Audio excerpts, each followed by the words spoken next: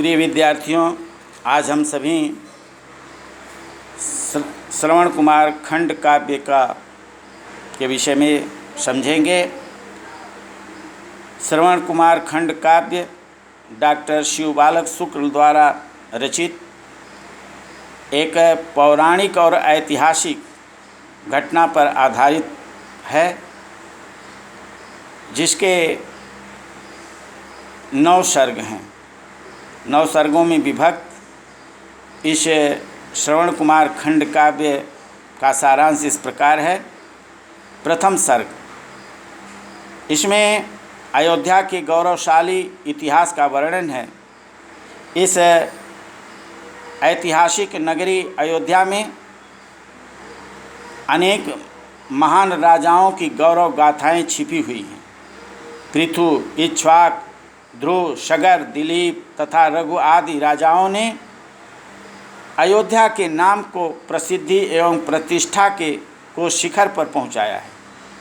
कभी इस नगरी का गुणगान करता हुआ कहता है, सरयू के पावन तट पर है साकेत नगर छविमान, जिसमें श्री शोभा वैभव के कभी तने थे विपुल बितान। इसी अयोध्या में सत्यवादी राजा हरिश्चंद्र और गंगा को भूतल पर लाने वाले राजा भगीरथ ने शासन किया।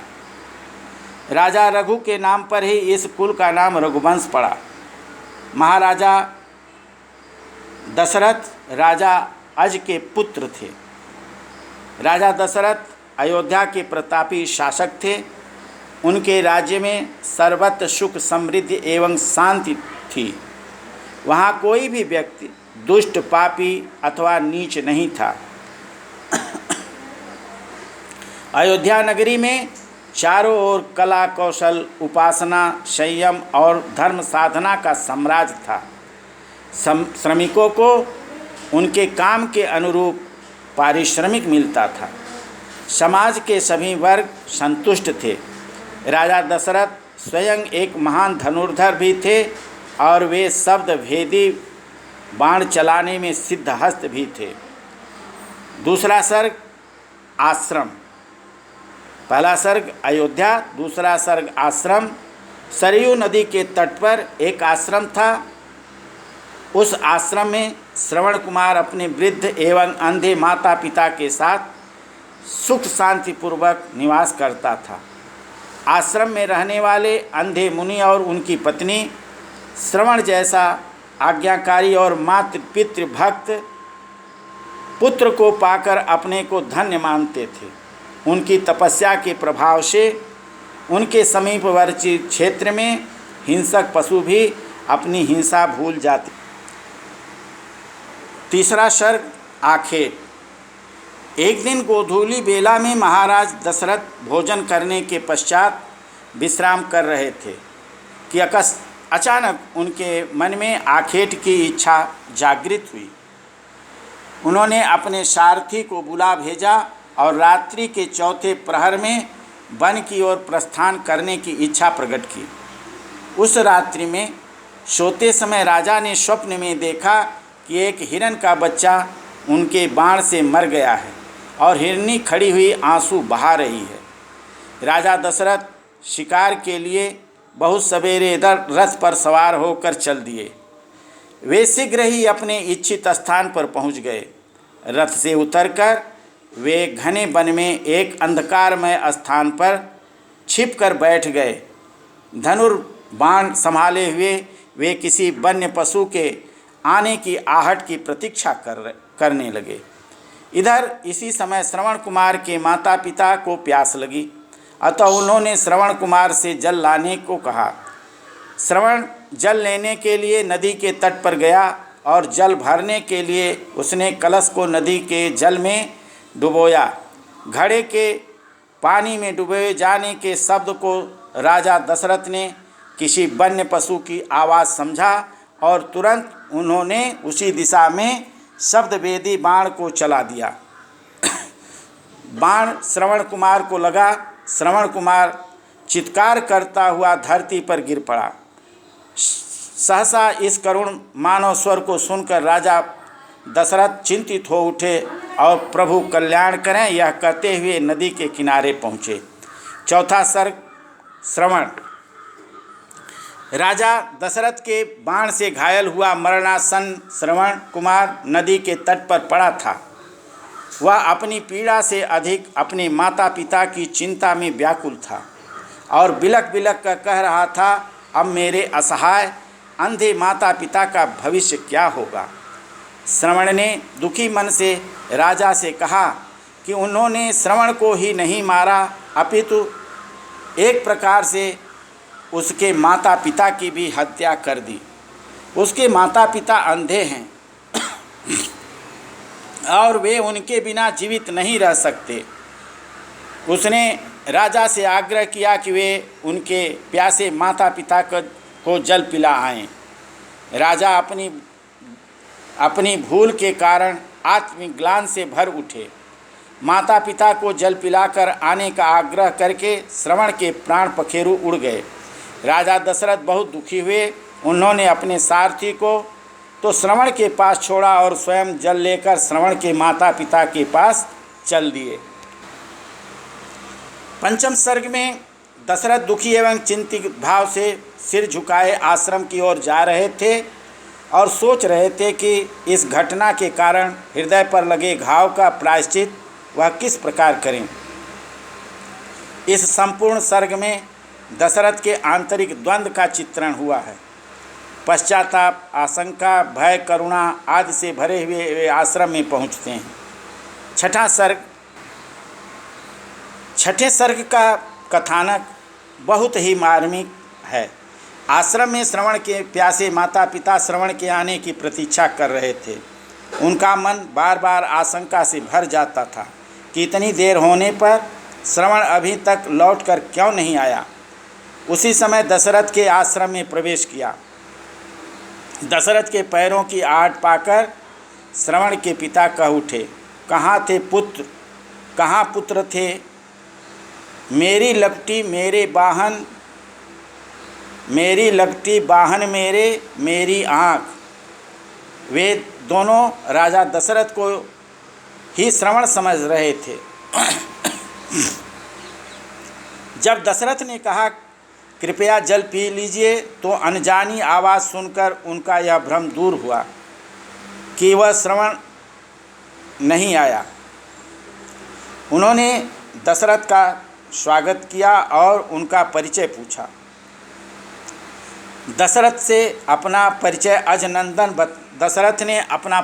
अजनंदन बता कर दिया। उसके उपरांत राजा दशरथ ने अपने द्वारा बाण चलाए जाने, श्रवण के स्वर्गवासी हो जाने और स्वयं जल लेकर आने का सारा वृत्तांत दुखी हृदय से कह सुनाया। श्रवण की मृत्यु का समाचार सुनकर श्रवण के वृद्ध माता पिता अत्यंत व्याकुल हो उठे। श्रवण कुमार के पास पहुंचने की इच्छा व्यक्त करते हुए वे करुण विलाप करने लगे। सातवां सर्ग। श्रवण के माता पिता पुत्र शोक में व्याकुल थे। वे करुण विलाप कर रहे थे, आंसू बहा रहे थे। दशरथ के साथ सरजू तट पर पहुँचे। अतिशय प्रिय पुत्र के मृत शरीर को छूकर दोनों मूर्छित हो गए। चेतना आने पर वे तरह तरह से विलाप करने लगे। राजा दशरथ को संबोधित करते हुए श्रवण के पिता ने कहा, हे राजन, यदि तुम जानबूझकर यह कृत्य करते तो तुम्हारा पूरा रघुकुल ही समाप्त हो जाता और इसका दंड पूरा रघुकुल भोगता, परंतु यह सब कुछ तुमने अनजाने में किया है, अतः केवल तुम अकेले ही इसका दंड भोगोगे। उन्होंने श्रवण को श्राप दिया कि हे दशरथ, जिस प्रकार से मैं पुत्र शोक में तड़पता हुआ प्राण त्याग रहा हूँ, इसी प्रकार एक दिन तुम भी पुत्र वियोग में तड़प तड़प कर अपने प्राण त्याग दोगे। पुत्र शोक में से कलप रहा हूँ, जिस प्रकार से मैं अजनंदन शुद्ध वियोग में प्राण तजोगे, इसी भांति करके क्रंदन। दशरथ इस शाप को सुनकर कांप उठे। आठवां सर्ग निर्वाण। श्रवण कुमार के पिता द्वारा दिए गए शाप का भविष्य में निश्चित रूप से सत्य घटित होगा, यह जानकर दशरथ व्याकुल हो उठे। श्रवण के माता पिता भी अत्यधिक अधीर व विचलित थे। जब वे काफ़ी रुदन करने के पश्चात कुछ शांत हुए और श्रवण कुमार के पिता का ध्यान दशरथ की ओर गया तो उन्हें श्राप देने का दुख हुआ। उन्होंने आवेश में दिया गया अपना श्राप लौटाना चाहा, परंतु अब यह संभव नहीं था। तभी श्रवण कुमार अपने दिव्य रूप में प्रकट हुआ और उसने अपने संतापग्रस्त माता पिता को सांत्वना दी। मैं प्रतिकृत हो गया आपकी सेवा परिचर्या करता, मुझे श्रेष्ठ पद मिला आज है, पा आशीष तुम्हारा मात। उसने सांसारिक आवागमन से मुक्त होने तथा अपने स्वर्ग पहुँचने का समाचार उन्हें दिया। इस समाचार को सुनकर श्रवण के माता पिता ने भी अपने प्राण त्याग दिए। 9वां और अंतिम सर्ग, उपसंहार। राजा दशरथ दुखी मन से अयोध्या लौट गए। लोक निंदा के कारण उन्होंने इस घटना का उल्लेख किसी से नहीं किया। अपने यौवन काल में वे इसे भूल गए, परंतु जब श्री राम वन को जाने लगे तो उन्हें वह शाप याद आया और उन्होंने इस घटना तथा श्राप की कथा अपनी रानियों को बताई। इस प्रकार से श्रवण कुमार खंड काव्य का सारांश पूर्ण हुआ। अब इस श्रवण कुमार खंड काव्य के नायक श्रवण कुमार हैं। इनके चरित्र की जो विशेषताएं हैं वह संक्षिप्त में मैं आपको बता रहा हूँ, उसकी आप सभी व्याख्या करेंगे। मातृप्रीति भक्त, माता पिता का अच्छा भक्त था। सत्यवादी, सत्य बोलने वाले थे। संस्कारों को महत्व देने वाला और सरल स्वभाव एवं क्षमाशील, आत्मसंतोषी। इस प्रकार से ये गुण श्रवण कुमार के चरित्र में थे और इन श्रेष्ठ गुणों के कारण वह इस नाटक के नायक भी थे। नायक का चरित्र चित्रण पूछा जाता है, इसकी आप लोग व्याख्या करेंगे, पढ़ेंगे, समझेंगे। जहाँ न समझ में आवे आप लोग मेरे YouTube चैनल के कमेंट बॉक्स में लिख करके भेजें, उसका समाधान प्रस्तुत करूँगा। जो बच्चे मेरे चैनल को अभी सब्सक्राइब नहीं किए, सब्सक्राइब करें, बेल आइकन दबाएं, मेरे द्वारा अपलोड की गई जानकारी आप तक पहुँचे। और शेष जो भी है अगले वीडियो के साथ में मिलूँगा।